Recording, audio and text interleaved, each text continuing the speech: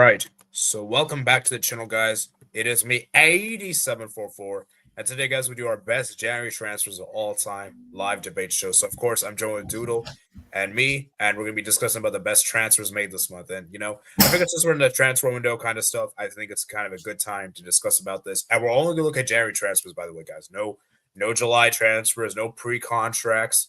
So, well, actually, there are some. But if you're, pre-contracts that can be made, like, you have to be played in the month of January. The official players have to play. So, yeah. Doing any words you have before we start? No, I mean, I think we just need to just jump in, and me as well, like, do the talking for what it is. All right. Fair enough, man. Fair enough. Okay, so let's give a few minutes for everyone to settle in. Let's give maybe 2 to 3 minutes-ish. And let's read the comments in the meantime while we wait, I guess. Matt says, hi there. Thank you for joining. And by the way, guys, we chose around 10 transfers, and we try to make it as diversified as I could for the top 5 leagues. Well, actually, top 4 leagues. I didn't include any League On players. So, but yeah, I mean, like I said, I know there's probably some ones from the other leagues, but just to keep it fair, we'll just keep it the top 4 leagues. Make it more straightforward. So, and I know there's some transfers I didn't include that maybe you would argue should be on the list, but like I said, I couldn't get everyone. There's going to be honorable mentions, so yeah, there's that. So, yeah, and obviously we're going to be live for around an hour, I guess. So maybe even less than an hour, depending on the turnout for today's stream, I suppose. So, yeah, all right. I think we'll start.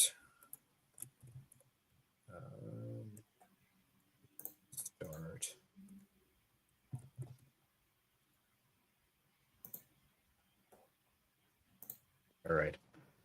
I think I guess we'll start now.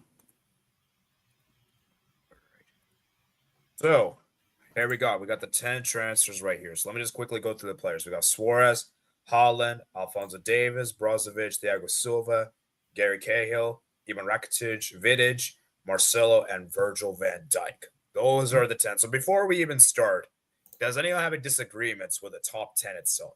Any disagreements? Is there anyone that should be on this top 10 that isn't?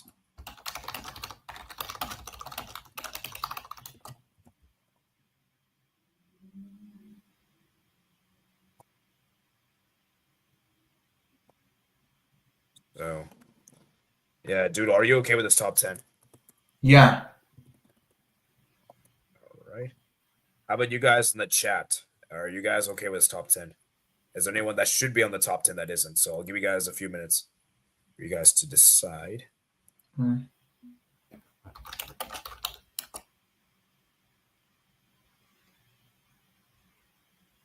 So,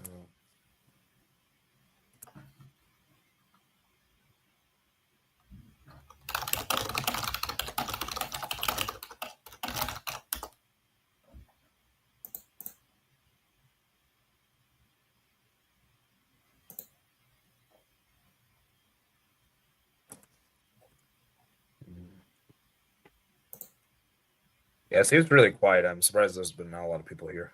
Yeah, there's not really many people in the chat. Yeah.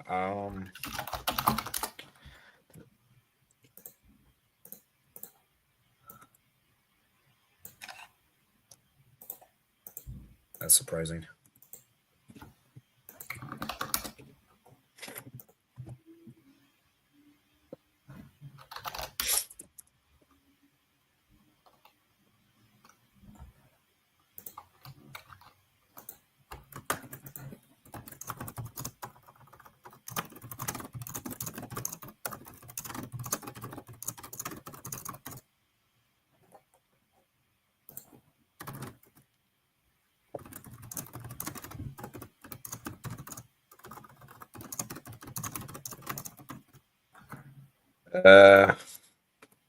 So, who are players? So 4, 5, and 6. So 4 that's is Brozovic. Marcelo Brozovic. 5 is Thiago Silva, and 6 is Gary Cahill. Okay. So, Matt, do you have any disagreements? If you have any disagreements, we can add some like last minute players, and we can have a little combo. I guess. I know there's. I'll just quickly reel off the honorable mentions real quick for those who are wondering. So, KDB, Bruno Fernandes, Ibrahimovic. Trying to think of some other players. I think those are the three that stood out to me. I remember the most. Any honorable mentions you have? Just give like a few. You don't have to go through all. Kevin De Bruyne to Wolfsburg. I think that's a good honorable mention. Pierre-Emerick Aubameyang to Arsenal, even to Barcelona. Ooh, that's actually that's a good one. Him to Barcelona is actually a good honorable mention. That's a good Arsenal one. Also from Dortmund to Arsenal. Get through that one. So that's also for good him. One too. Yeah, I think those are good. I would say, what else is there? I feel like I'm forgetting someone. I know that Torres went to Chelsea from Liverpool in January, but that was not a good transfer. So, Yeah. Would you say Bruno Fernandes to Man United? Oh yeah, that's also a good honorable mention, I would say. Yeah. Okay. I just remembered Aubameyang. I was like, oh yeah, like yeah. Maybe now they go. Maybe we should include. Actually, he didn't stay at Barcelona. I feel like if he had to, I feel like from the Dortmund to Arsenal one, I think was a bit more successful. But I feel the Barca one was kind of underrated. That was an underrated stint. I think that would be a good one if it was. I think that would have been a good one if he stayed a bit longer. It was a bit too short. I agree. Yeah. And I feel like the thing with the I think the thing with the Arsenal one was that the way it ended, I feel like it kind of sours it, because I feel like if he stayed at Arsenal longer, I feel like that would have definitely been in here. So, for sure. That's a good one. All right. Allen Report Football said Julian Draxler joined PSG January 2017. That was a big move, but he flopped. Yeah. There's a lot of dishonorable mentions. We could go with Coutinho, Draxler. I'm trying to think of something. Honestly, I kind of forgot about Draxler. I'm gonna be honest. I kind of forgot about him, bro. Like, I feel like there's some like best of like January signing. Oh, I researched this a bit, and I actually found Kieran Trippier from Atletico to Newcastle happened in January. I don't think it weighs as high as those, but it's an interesting one. Yeah. And also, the last honorable mention we have before we get to the okay. Oh, and also Coutinho from Inter to Liverpool. That was also a January. Oh yeah. I got a good one. I also got one. Upamecano to RB Leipzig. That was a good honorable mention as well. Oh really? I actually didn't know that, but yeah.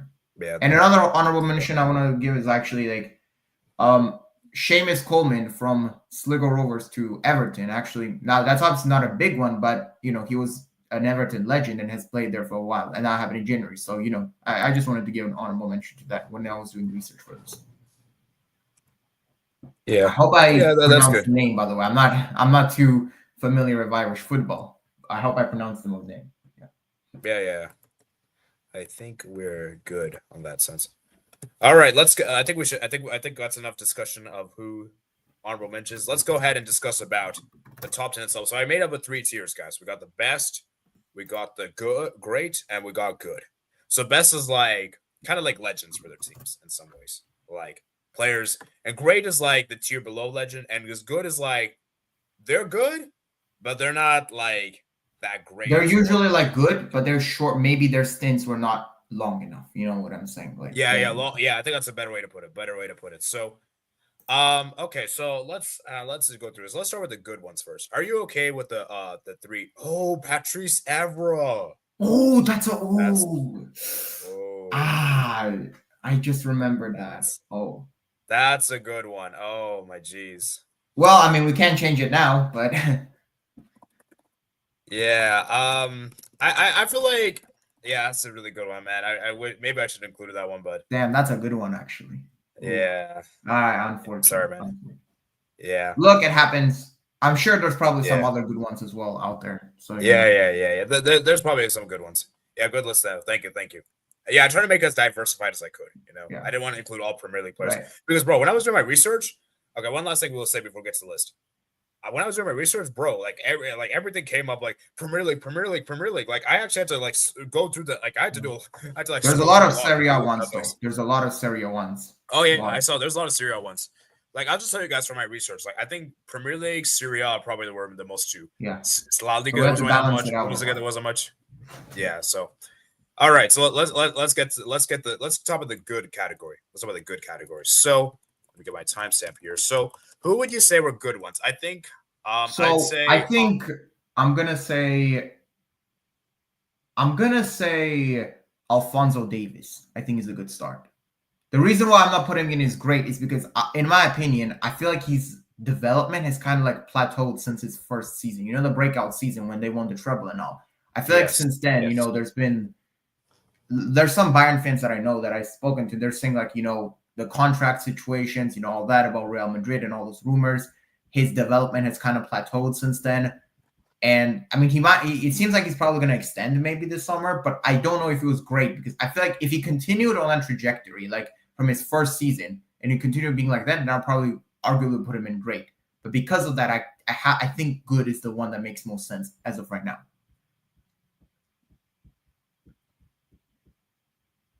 Yeah, and shout out to Alphonso Davies. I think he's the record MLS signing from Bayern.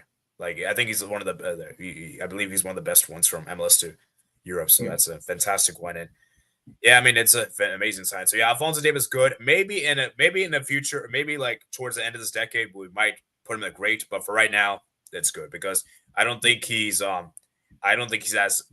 developed as well as we thought he would be. But I mean, I still think he's been good though. But obviously, yeah, that's what I think. It's like great. It's just definitely not best. Definitely not best. That's like, but I feel like good. I think it's like good. I think good is fine. I would say. Yeah, good is fine. And of course, guys, remember guys like and subscribe as well. All right, let's go to the next one. Let's take turns alternating. So, would you agree with Erling Haaland in good? Yeah, I agree. I don't know if I can put him in great because I feel like if you're in great, for me, you gotta like win some. I mean, technically, they won the cup. I'm pretty sure DFB Pokal Holland during COVID. Yeah. However, the thing is, let's be honest though. I feel like the moment Haaland joined Dortmund, we all knew that in a few years he was gonna leave. Like, let's be honest, everyone knew it was gonna happen. And he has done well, but I feel like he kind of used Dortmund as not really like a club to like become a legend in, but more like as a club to, you know, as a stepping stone. Like a stepping stone. So for me, in that case, I feel like it's a good category. I can't really put it in great because of that. That's my opinion, though. Yeah, that's fair. I would agree. Maybe if he had stayed more years at Dortmund, I would have possibly considered great, but he didn't stay that long. And as you mentioned, he didn't win any major silverware because I'm sorry, with all due respect, I'm not saying a cup trophy is not a big trophy. It's either the league or the Champions League. It's either one of the two. So, you know, let's read some of you guys' comments if you guys agree. Good for Davis. He's more of a supporting player. Yeah, Davis 2020 was seen as the next big young megastar, but he slightly plateaued. He's still having a good career. Oh yeah, obviously. Yeah. And you know, I would say Haaland in Manchester City is probably great. We'd probably put in the great corner already. Wow. Yeah. So, yeah. Haaland at good because Dortmund themselves didn't go the next level with him. But I think that's more of Dortmund themselves, right? But I think that's more Dortmund. But that's also why I feel like it's just at the end of the day, like we all knew that Haaland was not going to stay at Dortmund long term. He was just going to build his reputation up there as a striker and eventually make that big move, which he did, and went to Manchester City. So I think because of that, it's a good for me. Yeah, it is good. Okay, next up we got here. So I guess we'll take turns alternating. So anyone else in good category for you before we move to the great? Damn, the thing is, now this is tough because the thing is. Oh, actually, sorry to backtrack. Who would you say was better, Haaland or Davis? I'm gonna say for their clubs, right? Like for those two clubs. I would say Davis because he won more, I think. Yeah, Davis. And you know, Haaland's not at Dortmund anymore, so yeah. So I think that makes a lot of sense. For a good one, I'm not sure because the thing is, I'm thinking Thiago Silva. The reason is right because I don't know though, but he won Serie A with Milan. But the thing is, was he like there for long enough to be considered great? I'm unsure. Yeah, The thing is, and how when you much think about silverware did Milan, do you think about Thiago Silva like great at Milan? I feel like you think more of him as during his time at PSG. That's the thing, though. And even Chelsea. Yeah, I even think Chelsea. I mean, it's just he was there at Milan for he was there for 3 years, and yeah, he won the Serie A with them. But do you when you think about Thiago Silva, do you think about his stint at Milan first? I think about PSG and even with Chelsea, and I watched Serie A for so long. I don't know. I mean, this is tough though. Ooh, I think he's in good. I think I would have to put him in good, in my opinion. Oh, I forgot another honorable mention, guys. Zlatan. Oh yeah, it's Zlatan. Yeah, Zlatan. Zlatan's a good one. But yeah, I think I would have to agree. Yeah, I think I'll put Thiago Silva in good category. He's more remembered for his stint at Chelsea, PSG, even I think Fluminense. I think he's more remembered. I think Milan might be the team that most people forget. Yeah, I'll say though, it's because Milan, around that time, right? They were in turmoil. They were beginning financial turmoil, so they had to sell. That's why Zlatan left. That's why Thiago Silva went as well. So that's the thing. I think if he would have stayed at Milan, though, I'm pretty sure we'll be looking at potentially great, maybe. Yeah, but then it's so hard. It's hard, but I think he's good for him. Yeah, and it's a shame because I wish he didn't stay that long at PSG because we all know how toxic that club is. We all know how dangerous. But he was a PSG legend. He's one of the few players that I've always respected at PSG. Even in Milan, he was a very good defender, I think. Oh yeah, obviously. So yeah, I think. But for me, I think for his stint at Milan, I think it's a good category. That's my okay. So is it better than Davis and worse than? No, I think Davis is top of it because he won so much for Bayern and I think it's over Haaland because he actually has a league title, right? He actually has a league title. Yeah, so. yeah. I think that's fair. Okay, I think I would agree with that. Okay. Up in the chat, I gave my heads to decide the best. Okay, but Haaland didn't take them. I would say Vidic and Marcelo is the top 2. VVD is probably third. We'll get to that. Man. We'll get to that. Okay, I think that's all for the good ones. I don't think there's I agree. I think we have to go to the great now. So great category. This is where it gets tough. Actually, there is one player I'm thinking of. What about Gary Cahill? So Gary Cahill, he joined Chelsea mid-season in 2012, January 2012, and obviously he helped Chelsea go on to win that miraculous Champions League run, as we all remember, and he won a lot of trophies actually with Chelsea after that. Some league titles. He was the starting defender. The thing is, Gary Cahill isn't really remembered as one of the supreme, ultimate center backs, but I think he's also kind of underrated. I think prime Gary Cahill, if you watched Premier League back then, he was pretty consistent. I don't know if I would put him at I think for me, Gary Cahill is definitely in great category because he made a big impact with Chelsea and he was bought. Oh yeah, he stayed a lot of seasons. He stayed a lot of seasons at Chelsea too. Yeah, he was bought from Bolton Wanderers, and I think for me he's in great. I think he has to be in great. Yeah, okay. What about Suarez? So here's the thing with Suarez, right?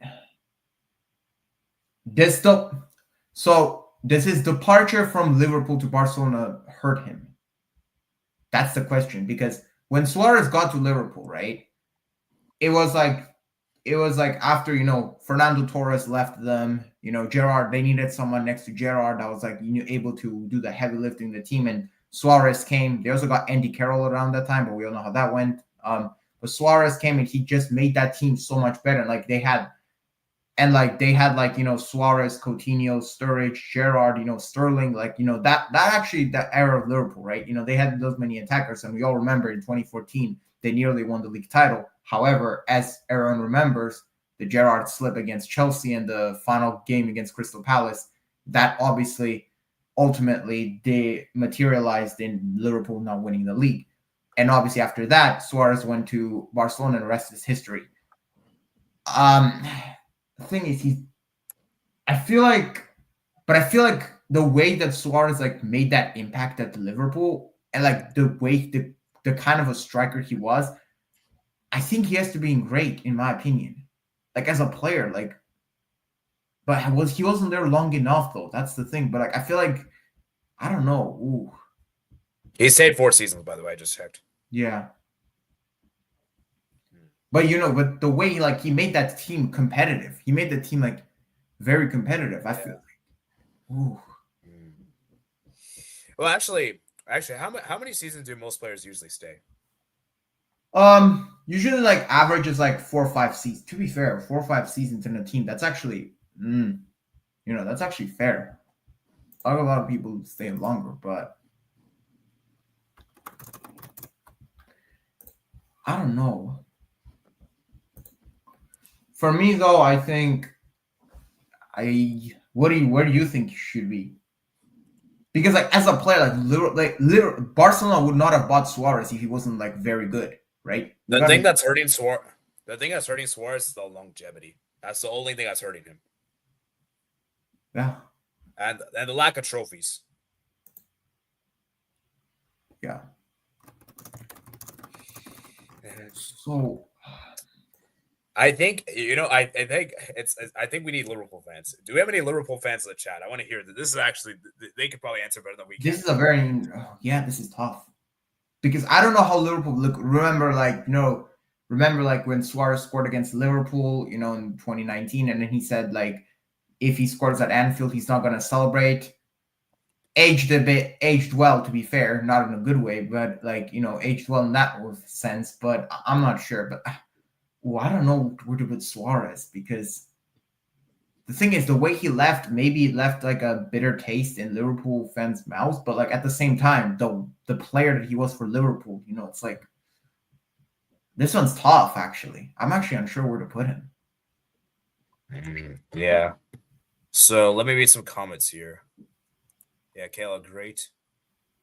He was also a big part of Conte's league-winning team. High year chair, spot ranking so far. Suarez and storage for a billion duo. Liverpool spent more money on Carroll than Suarez. 24 to Suarez was a fantastic, crazy strike rate. Suarez did win a Carabao Cup with Liverpool and scored the final that almost got them to win extra time.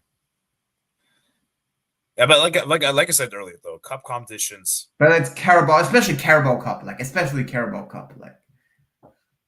Yeah. So. But I don't know though. Yeah. That's tough, guys. Let us know the chat. If we're putting him good, I feel like if we put him good, like the issue I have is the Suarez at Liverpool warrant in terms of like impact on the team. Is it like ranked as much as like Davis for Bayern, for example? That's where like it's like I'm not sure, man. Like this is actually hard. This is tough. This is really tough. I think the viewers maybe should like recommend because I'm actually we're having a poll, guys. So guys, this is the beauty with polls. You guys can help us decide. We're talking about Suarez, guys. We're talking about Luis Suarez. Let's move to the great category, I guess, discussion. Cahill is definitely in great category, right? May as well put Cahill. Yeah. Well, put Cahill there already. Oh, sorry. Yeah, and as Matt said, he helped Chelsea win the Champions League and helped Chelsea multiple league titles. Was a starter there for a while. I think Cahill for me is definitely great. Yeah, great, very fair. Pookie says, "I'm here. Imagine Suarez had played under Klopp, dude. Whew. Trio. I mean, Firmino is good and all, but dude, Suarez is. No, imagine Suarez, Mane, and Salah. Oh my god. Oh my, guys, Suarez is clear for me. I don't even think that's debatable. Dude, that would have been crazy, man. Suarez, Mane. They probably would have won even more. Like definitely, prime Suarez with Salah and Mane on the wings. That's deadly, bro. Under Klopp as well. Wow. Oh my jeez! And remember, he was playing under. I think he was playing under. What's that man? Brandon Rodgers.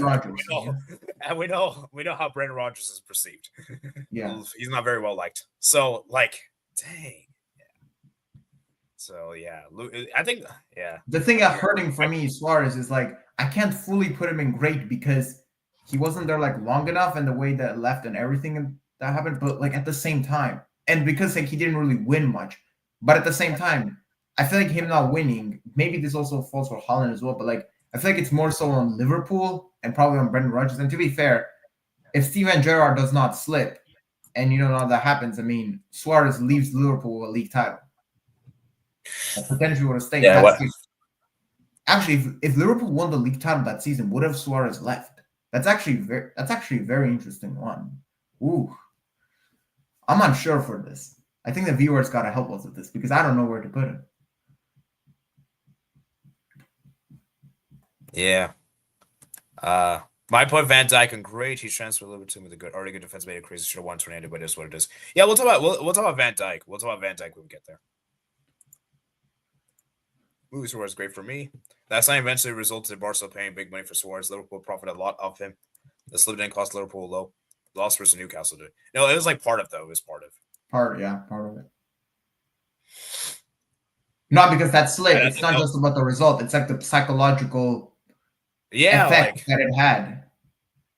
Because your captain, your best player, arguably of all time, makes that mistake. Yeah. And remember, what is it called? It was at Anfield as well. Yeah, it was at Anfield as well. So, like, it really does hurt from a psychological point of view. Yeah, Crystal Palace 3-3 was last draw, I think. Okay, so I think people are saying that Suarez should be in great. I think so as well. Yeah, we're going Suarez great. I'll put him below Cahill, though. I think I would put him below Cahill. Yeah, Cahill spent more seasons there. Okay. So, let's move on. Okay. Let's talk about Ivan Rakitic. Right. Ivan Rakitic, for me, I think he's a fantastic player for Sevilla. He's one of Sevilla legends.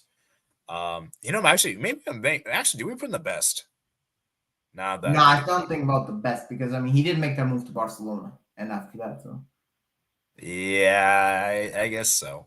I guess that's fair. Obviously won multiple Europa League titles, I believe. Actually, yeah, he won that Europa League title recently. And he obviously was the mainstay, one of Sevilla's most important players. Obviously got Croatia. Well, actually, we shouldn't discuss international here. But Rakitic, fantastic player, and I think he was great. Do you agree? Yeah, I agree. So where do we put on the map, basically? And that's put Sevilla on the map. Yeah. Do we put him under Suarez? Or actually, I think put him under Suarez because I just think that Suarez, the way because like Suarez at Liverpool, it's still talked about, and I think that's kind of what looks like Rakitic at Sevilla. He was great. Yeah, I think I'll put him under Suarez though. I think. Actually, let me see how many seasons he stayed at Sevilla. So he stayed 4 seasons at Sevilla his first stint. In his second stint, he spent 4 seasons, so 8 seasons. Yeah. And how many trophies did he win? How many Europa Leagues did he win, actually? He won 2 Europa League titles. Wow. Yeah, I think it's a great because he was. Yeah. 8 seasons. Actually, with Rakitic, do we include his second stint or just his first stint? Or do we include both? I think first stint because that's when he moved, right? So for me, I think first stint. Okay. Well, and then it's 4 seasons then. It's the same as Suarez then. Yeah.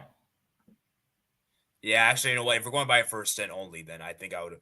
Okay, put it this way: if we're going by his entire Sevilla tenure, but I think for this one it should be first stint only, in my opinion. Yeah. I think if we're going by his entire stint at Sevilla, then I'll probably put him above Suarez. But if we're going just by his first stint, I think he's below because, obviously, just got a Europa League title. But he put Sevilla on the map. But I think Suarez had a bigger impact. Yep. Definitely there, and I know Vic would be very happy to see Rakitic here. Yeah. So, yeah. All right, let's read some comments. I get you. Yeah, they're 3-0. Can't see all you guys have there. All right, let me just reiterate. So we got Haaland, Thiago Silva, Davis, Rakitic, Suarez, and Cahill. Rakitic, I thought that picture was Nacho. No, that's a Rakitic picture. No, that's Rakitic. Yeah. Lol. In that case, I'll change Brozovic to Rakitic. Brozovic. Okay, now we move to Brozovic. Oh man. Yeah, you know what? As an Inter fan, I think you should lead the discussion. Oh man. Yeah, so there's like a lot. The thing is, Brozovic was actually brought in here as like an attacking midfielder, believe it or not. he was brought in as an attacking midfielder, and he had some goals. He had some free kicks and all that. But the thing with Brozovic is always like his work rate was like Brozovic was brought to Inter when we were like still in our turmoil in the middle of Banter era, and he came, right?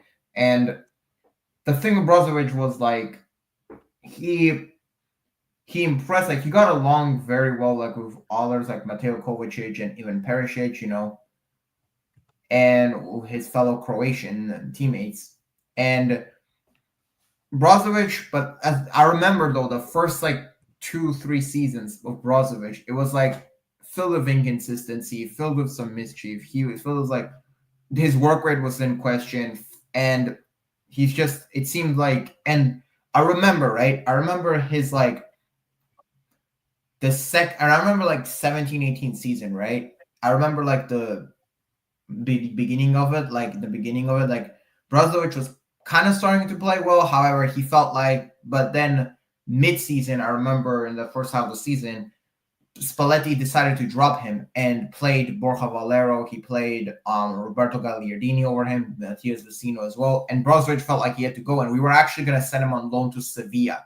However, right like on the deadline day, when he was already about to go to Sevilla on loan, Spalletti stopped him and said, "No, stay."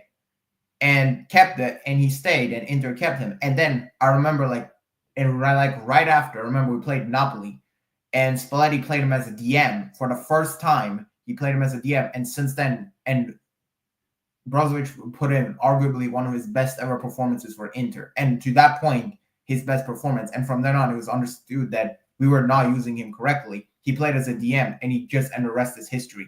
He won the Serie A, he won the cup. He won the cups with us. I will say though his ending was a bit tough because injuries definitely killed his like final season. But Brozovic was one of the best midfielders in Italy, and he was one of the best defensive midfielders in the world around that time.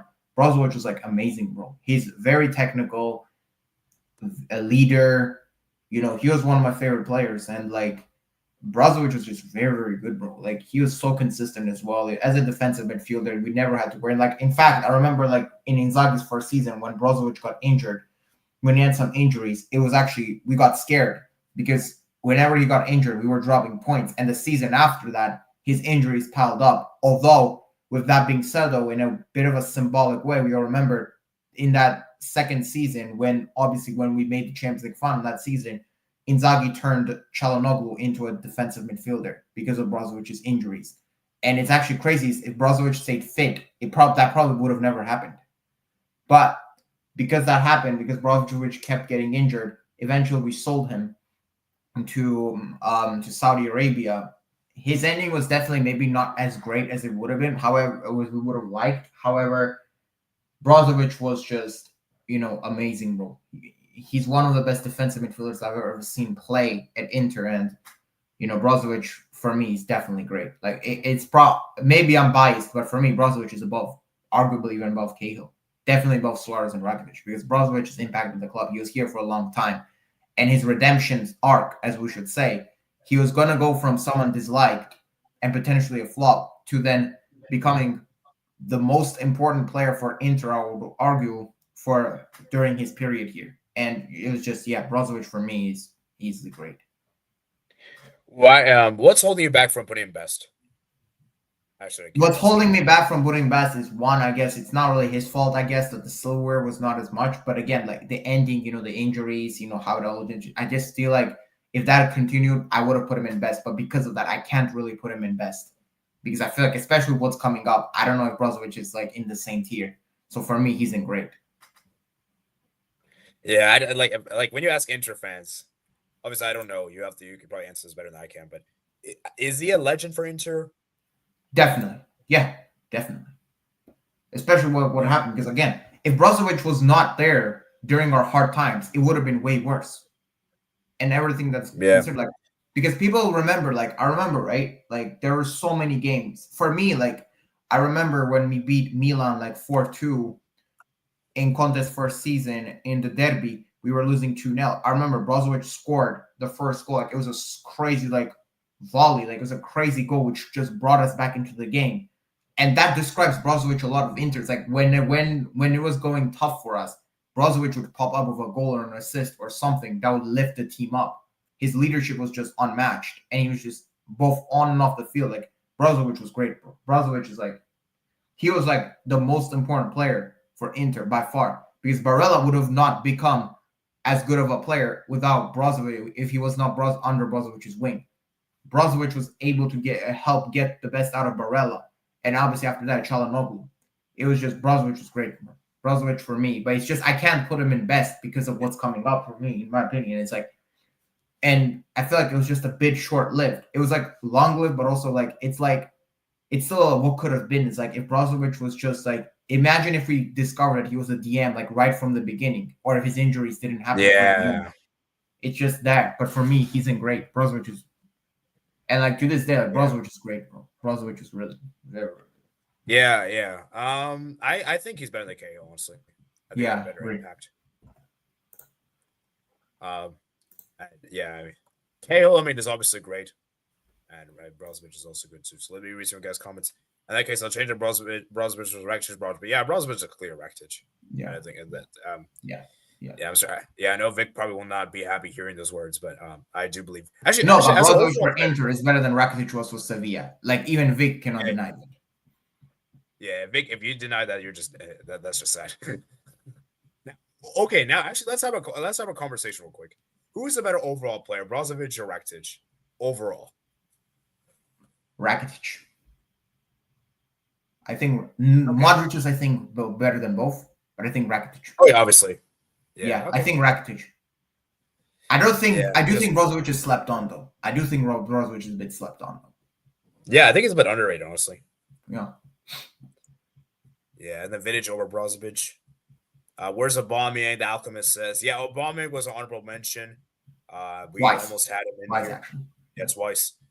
I would say probably more so for the Arsenal stint, but definitely. Yeah. I think I just feel like we had better players to include, and I like I said at the beginning, I wanted to diversify the list.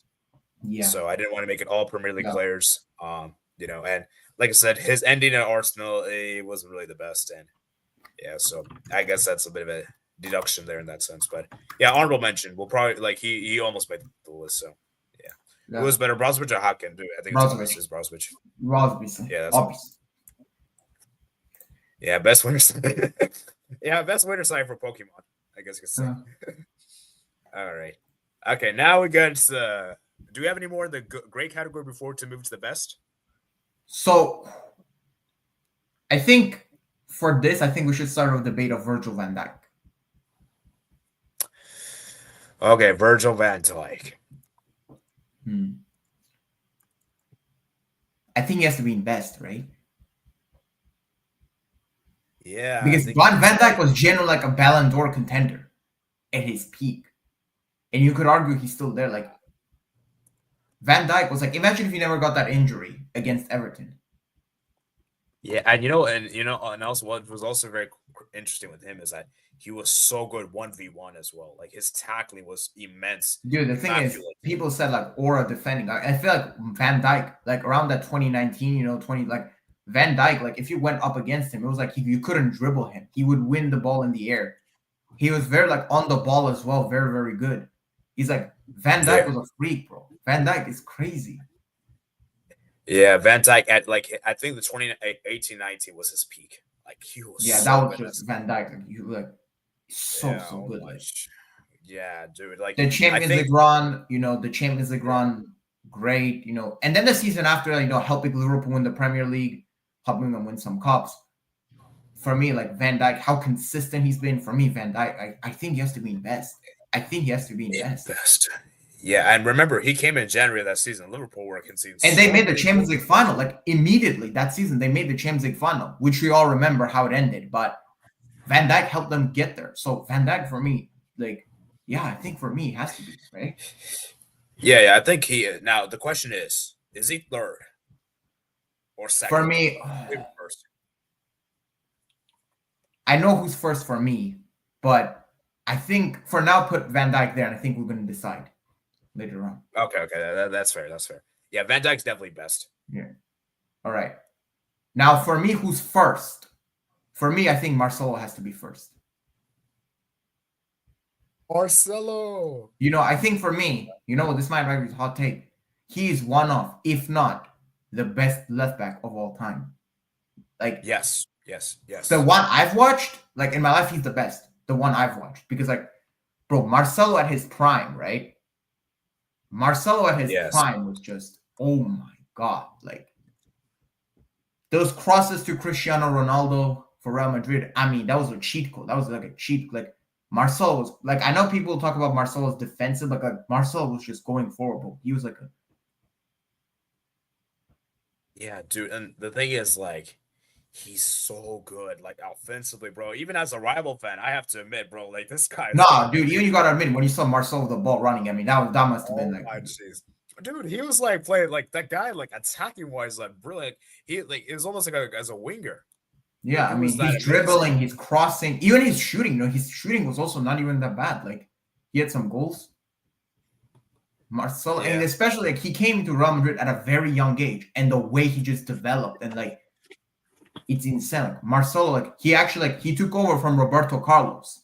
It's like if you think about it, like it's like Marcelo for me is best. And I think he might even be number one. Honestly, for me, he is. For me, Marcelo is the best player. And I think as a player, we all gotta agree, right? I don't know if people are gonna agree. Like naturally, do you take Marcelo over Van Dijk and Vidic? I think I do, and I think peak-wise as well. And also, let's say Marcelo is in contention to be one of the best left backs in the world. Yeah, he's top five. Actually, he's top five. I think one of the best of all time. All time. So you have to put that in consideration. So yeah, for me, Marcelo is I think he's better than Van Dijk. I do feel like Van Dijk, and Marcelo, like the amount of years he stayed at Real Madrid, the loyalty. The only thing that's holding Marcelo back is defensively he's not good. That's the only thing that's holding him back, basically. Yeah, but his offensive game just made more than made up. Yeah, because at the end of the day, they had like Casemiro, during the prime. Like at that point, it was like it wasn't a problem for them. You had Sergio Ramos, you had Pepe, you had Varane, at that point as well. It's like Iker Casillas. You're just nitpicking, and he naturally starts as a winger. So of course, like when you start as a winger, you're not really meant to be that good defensively. The only thing I think hurting Marcelo, like as a whole, is his. I'm not gonna lie, it's not really relevant here, but what I'll say is I think the only thing that might be hurting Marcelo's status as like an all-time great, he is an all-time great, but I'm saying like all-time great, is probably his record of Brazil. I think that's the only thing that might because if Marcelo, let's say if Marcelo like ever won like a World Cup for Brazil, I think a lot of these debates would probably be shut down. But for Real Madrid strictly, I mean, won many league titles. Champions League's not even it's not even needed for discussion. He won how many? 5? Like it's insane. I think 5. Yeah, and also and unfortunately Marcelo's biggest L is that 7-1 defeat. That's his biggest L. Besides that, but I feel like every player has Messi has an 18 record. Every player has had big L's. It's like if you don't have a big L, there's no way. Every single best player has a big L. It just is. It's just what happens. Yeah. So, and then for me, and then Vidic. Yeah, I think for me he's not over Marcelo. For me, he's either behind Van Dijk or over Van Dijk. In my opinion, you cannot disagree, but I think he's better than Van Dijk. I think he's better defensively. I think so as well. The reason, why? I think ultimately it comes down to trophies for me. Like Vidic won more, right? Vidic, he won a Champions League. He made finals. Made one of the head. But another thing is, right? I know people might say this is Van Dijk had Joel Matip, and Matip is not a bad center, but I know people will say Vidic had Rio Ferdinand next to him. But at the same time, it's Vidic was brought from Russia. Vidic came from Spartak Moscow. Van Dijk came from Southampton. He was still playing Premier League. Vidic was brought from Russia into the Premier League, and he shined. For me, I think Vidic for me. Yeah, Vidic won the Premier League this season. Vidic is clear of Van Dijk for me. It's not I know Van Dijk is great as well, but I think for me Vidic is number 2. I think. Yeah, Vidic. So much of Manchester United, was so consistent, And yes, Vidic had some bad games. Like I remember, if you remember, like when Liverpool went to Manchester United, won like 4-1. I'm pretty sure like Torres embarrassed Vidic. But like which defender has not had a bad game in their career? Like every single defender has. Like I'm pretty sure Franz Beckenbauer has had a poor game as well in his career. Like Vidic is no exception. But like Vidic is like, and yeah, Vidic for me is like the only argument Van Dijk might have over Vidic is that Vidic may have had like a better like center back partnership with some, because like Rio Ferdinand was another one of the best center backs to ever play in the Premier League. But for me, Vidic is definitely like Vidic was like very, very good. Like, and he was consistent as well. For me, Vidic is just yeah. Okay, let me see how long Vidic stayed at Man United for, and then because I'm torn between this one, Vidic or Marcelo. I don't know. I have to make a decision here.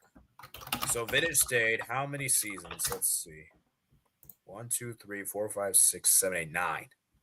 He stayed 9 seasons at United. Okay. And then how many about Marcelo? Marcelo, let's see. He stayed there. How many seasons? Marcelo was at Real Madrid. How much? 4, 5, I think 6, this is 7, fair. 8, 9, I would say 10, 11, 12, 13, 14, 15, 16. Yeah, I have to put Marcelo number 1 then. I have to put Marcelo number 1 for me personally. And I know it's kind of pains me to say as a rival fan, but I have to be objective here. I do believe. Yeah, you have to be objective. I mean, I'm pretty sure, like, if you're like a logical Barca fan, you like, I know some Barca fans said that Jordi Alba is better than Marcelo.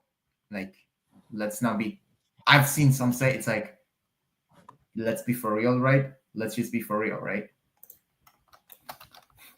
Like, you know, I actually seen those debates before. Yeah, I just had to facepalm because that's ridiculous. Like, you know, people are so tribalistic, man. That's the sad thing. Yeah, let's be honest. All right, let's read some of you guys' comments. Where are we? Thoughts on Aubameyang from BV to Arsenal in 2018. Good sign, but doesn't stand the test of time. I think I can make a case to be top 110 winter sign the EPL. Yeah, you could probably make a top 10 for EPL, but not the world, not of all leagues. I want to say, of course, he's top 10. Van Dijk's a top tier, but Alisson deserves most credit for Liverpool's defense record. I mean, yeah, I guess you could say, but still, like, I feel like that's a. I mean, I do see where Mass is coming from because we saw how much of upgrade Alisson is compared to Karius. So, but I still feel like Van Dijk's been very good. Like, I still think he's one of Liverpool's best defenders of all time. Yeah.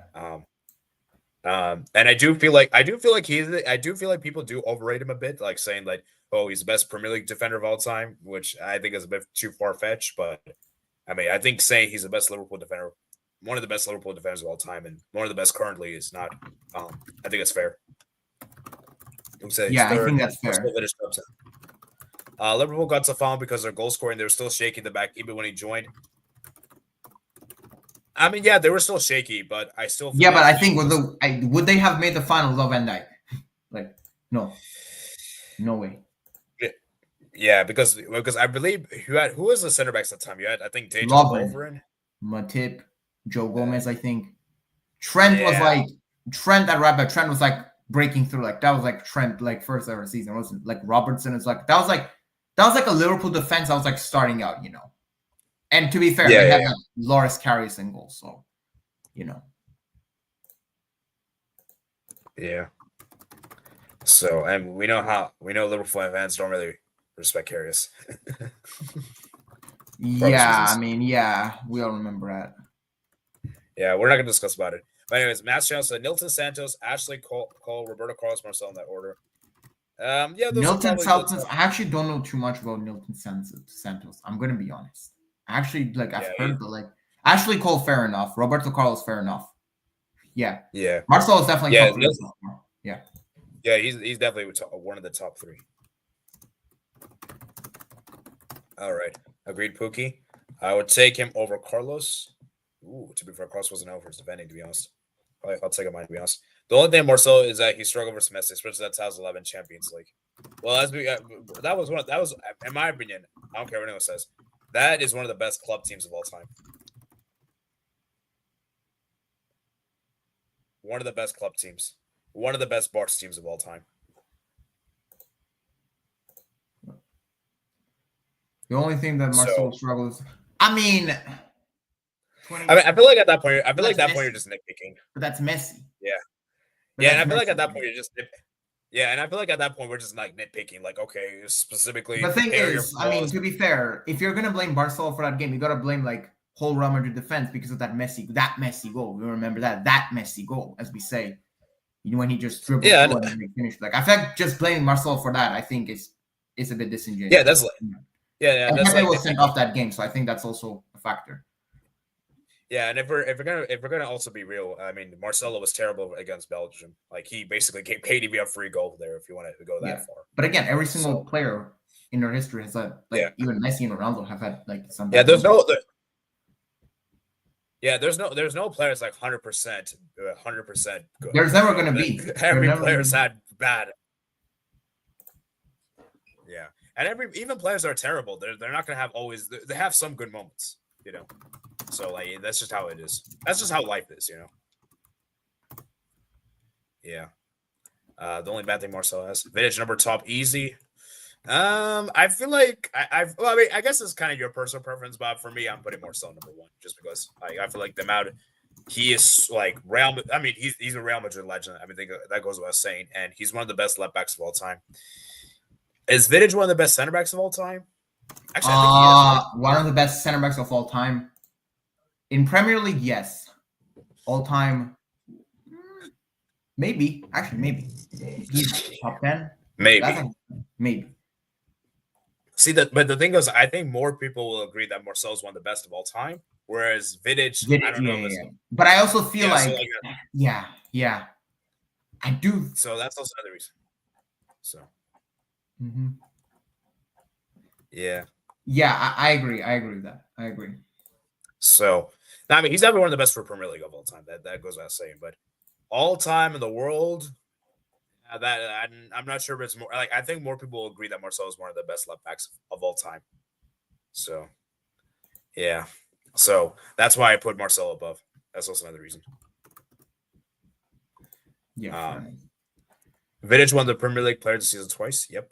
Vidic is clear Van Dijk is center back. Yeah, I think Man United fan. I mean, Liverpool fans. You have to hold this, man. Accept this. I'm sorry. So, but Van Dijk's very good though. I do feel like Van Dijk's very good. Like 1v1. I agree. Van Dijk is very, very good. Yeah. For me though, Vidic I think is up. I feel like Vidic is just, at least from what I've watched, I just feel like Vidic was like someone that, you know, he's actually one of my favorite center backs to ever watch. And to be fair, he did come to Inter. Less said about that stint better. I don't want to talk about it, but like Vidic is like in his prime. I'm not going to talk about that, but like Vidic was a great, like, and I think Vidic also, you know, he fit like Sir Alex Ferguson's United, like the characteristics, like, you know, he fit that team, right? He was an aggressive defender, but like he was like, you know, a leader and actually like someone that would, you know, do everything. And like he was a great footballer as a whole. I feel like Vidic was just, like Vidic for me is just, yeah, insane. Like Vidic was just crazy. Yeah. Yeah, agreed, Mats. Vidic had a weaker aging midfield in front of him. I would put Vidic at number 1 to be honest, but Marcelo is fair. Van Dijk would take the second most of the defensive record. Yeah, I guess so. Although I guess you could say. I mean, ultimately, goalkeeper is very important for a defense. Yeah, Vidic, Marcelo, top 2. Good final 3. Liverpool versus Roma had highest scoring aggregate against semis, 7-6. Perhaps the best Liverpool center back since the 80s. That was more a niche position to be fair compared to center backs. A bunch of Italians ahead of him, though. Yeah, I think people are going to put Maldini, Baresi, Nesta, Cannavaro. Like Italians, pretty much any Italian center back legend one you could probably put above Vidic. Like Cannavaro, Nesta, Maldini, those kind of players. So yeah, I'm going to say Vidic top 2 easy, even though I have him number 1. That's fair. So yeah, I mean, I think it's a fairly good list. I think. So let us know in the live chat, guys. Do you guys mostly agree? Obviously, I know you guys won't all agree, but do you guys mostly agree? Is this fair?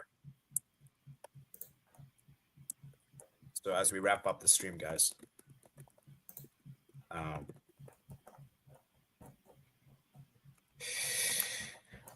Matt says, I would say Maldini is the best of the century center back. Oh, okay. Like, he's definitely one of the best. So, Paulo Maldini. Yeah. So, a Buck says, biggest Jerry flops of all time. You know what? Let's quickly do this real quick, I guess. Let's quickly do this. We're not gonna go through, we're not gonna make an entire list though, but we're just gonna name a few. Actually, I think we already named a few in the beginning, but I guess we'll reiterate again. So let's do let's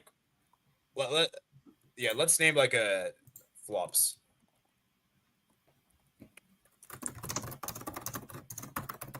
All right, so I would say for me, I'll just name 5. Let's just come up with 3 to 5. So I'll say, let's take turns. All right, you can go ahead. Biggest January flops of all time. Coutinho, number 1. Coutinho's got a good one. Okay, I'll say Dembele. Yeah. Wait, actually, was Dembele born in January? Nah, Dembele was born in summer, right? Yeah, he was born in summer. Oh yeah. Sorry. So Coutinho is definitely one. Ferran Torres. Ferran Torres is another one. In fact, you talk about Ferran Torres. Yeah, Fernando Torres as well to Chelsea, right? Has to be up there. Yes. From Liverpool. Yeah. Both Torreses. Yes. What other flops? I would have said Enzo Fernandez if you'd asked me Martin Braithwaite to Barcelona. I think that's a bit harsh. I don't know about Enzo Fernandez. Oh, you know which one was actually a good one? Like Theo Walcott to Arsenal from Southampton was a January signing, and as well as Martin Odegaard. Those are actually good honorable mentions. Yeah. Honorable mentions. The worst ones though, I would say, Carroll. Oh,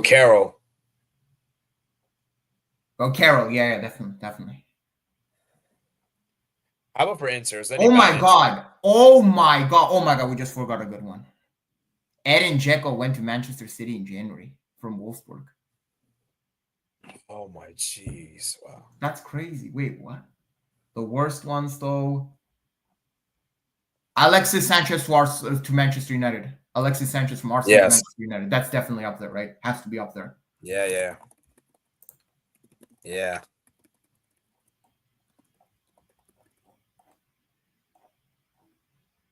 So damn, I'm pretty sure there's many more, but hey, we tried our best, right? Yeah, I'm just gonna look up real quick. So I just saw Alexis Sanchez.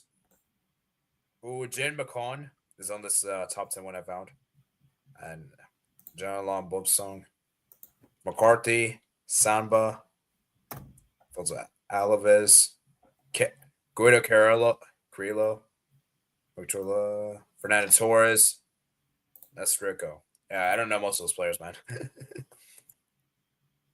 Mkhitaryan to Arsenal. I think it was not as bad as Sanchez to United, in my opinion. Yeah. So yeah, I guess that's it, man. So I guess we'll read some of you guys' final comments. I guess we'll wrap it up. Coutinho is one. Coutinho is probably the biggest one, right? Sanchez is definitely up there as well. Probably. Yeah, Coutinho, man. Fernando Torres to Chelsea, probably up there as well. Yeah. Yeah, both mega money. Torres for 50 million is a contender. Not clear number, because he had some garbage for Chelsea in the Champions League. At least he dunked on Barca. That's not helping this case, bro. Have anything that makes it worse. Oh man, Andy Carroll / Fernando Torres deals of January 2011 are up there. Torres dropped at Liverpool the half season at Liverpool before Jay and Chelsea. Alexis Sanchez, Henrik Mkhitaryan, so deal was not good. When I think got worse, I also think why did they even sign him to begin with? Yeah, that's also a good point. Yeah. Dzeko is City legend. I don't care. Yeah, he is definitely. We probably should have included Dzeko, maybe. Yeah, Dzeko is one we could have included, but it's fine. Yeah, it's a good. Maybe next time we do the worst ones, because I'm pretty sure there's probably a lot more worse. Yeah, Dzeko scored a few goals, including to help Man City win the league. Yeah, exactly. So I guess that's it for our January debate, guys. So February, February? I don't know if we'll have a specific theme for February. So Well, I guess we'll have to wait. This is very interesting, though. This is very interesting and very insightful. Yeah. Oh, my friend does join. You know what? Okay, let's take a few more minutes here. I'll give 5 minutes to just join, so I don't want to end the stream. So my friend just joined, but yeah. I guess in the meantime, we could discuss about February ones. Like, what could be a good one for February? Like theme based, or should we just not have a theme? Okay, I actually got it. I got it. So remember, in like old Champions League format, knockout stages begin in February. What about best round of 16 matches of all time for February? Because those they begin in February, right? Actually, they will begin even in this one. Yeah, that's actually an interesting one. Actually, when does the round of 16 begin in the Champions League? Is that also February of the new format? I think it's going to be February because there's 2 January fixtures. I think it's going to begin in February as well. Yeah. Oh, round of 16 is actually in March. Oh, but I'm talking about old. Okay. But old format had it in February. Yeah, old format would have been February. Yeah, maybe for February we could do best like knockout stage matches of all time. Best champions of matches of all time. Maybe we could do something like that. That'd also be interesting. Okay, I like that idea. That's a cool one. Cool. So let me actually write this down because I might forget this.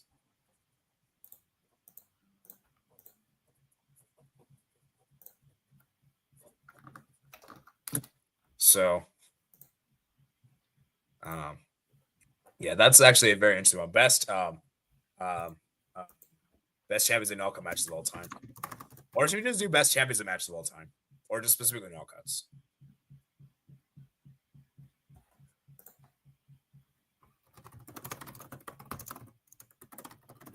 Yeah, actually best. Oh, yeah. I feel like that's an interesting one, though. I would say, probably. Yeah. Liverpool did not have an already good defense. Come on. They did not have an already good defense. That's just not. Yeah, that's not true. That's not true at all. Like, because Trent was young, right? Trent was starting out, and Trent has never been a good defender. Good defensive player. Yeah. So, yeah, I don't know. I disagree with that personally. Yeah. But I mostly agree. Though. All right, let's read some of the guys' final comments, I guess. Jago scored a few goals to help Blancy win the league exactly. Like 4 against Spurs, equalizer before Guerrero's goal versus QPR. George redeemed himself before leaving Chelsea, and Ebra was missing from here. Yeah, Patrice Ebra. That was a very close one. We could have potentially put him in here. That's a good shout. So, actually, if we included Patrice Ebra, where would you put him?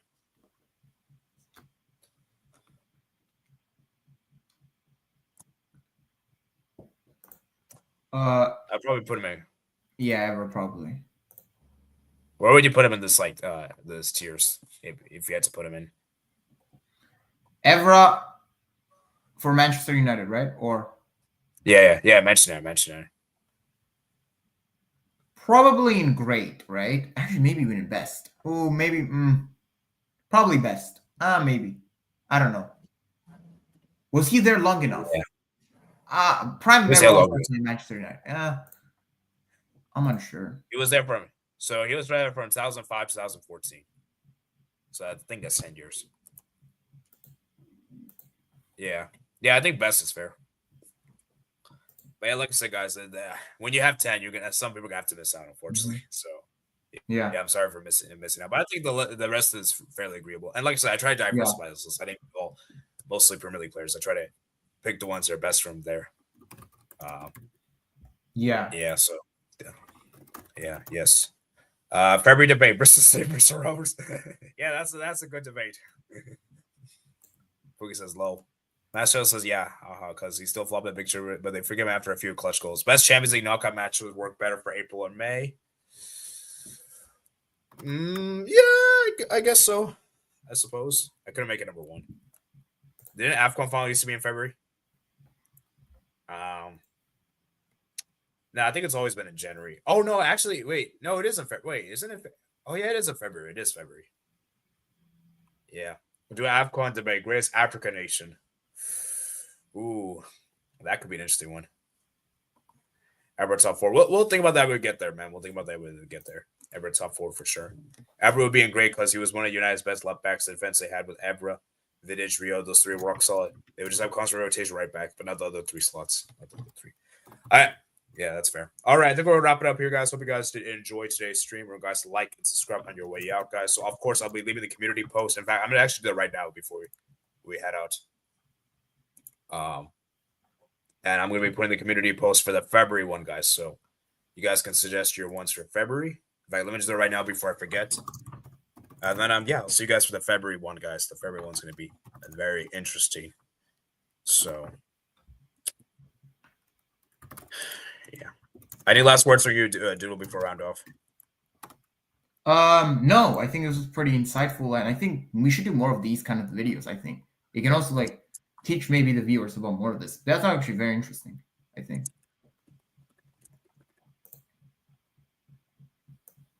Yeah. All right, so I think I'm going to wrap it up here, guys. So I hope you guys did enjoy. Remember, guys, like and subscribe. How many likes were on the stream before round off? I just want to double check. I believe we're on. Let's just double check. Let me just double check real quick. I think we're on 8. Okay. Yeah, 8. I think 8's fair. We had a small audience, so but yeah. Anyways, I think we'll wrap it up here, guys. Hope you guys did enjoy. Hope you guys like and subscribe. And yeah, peace out.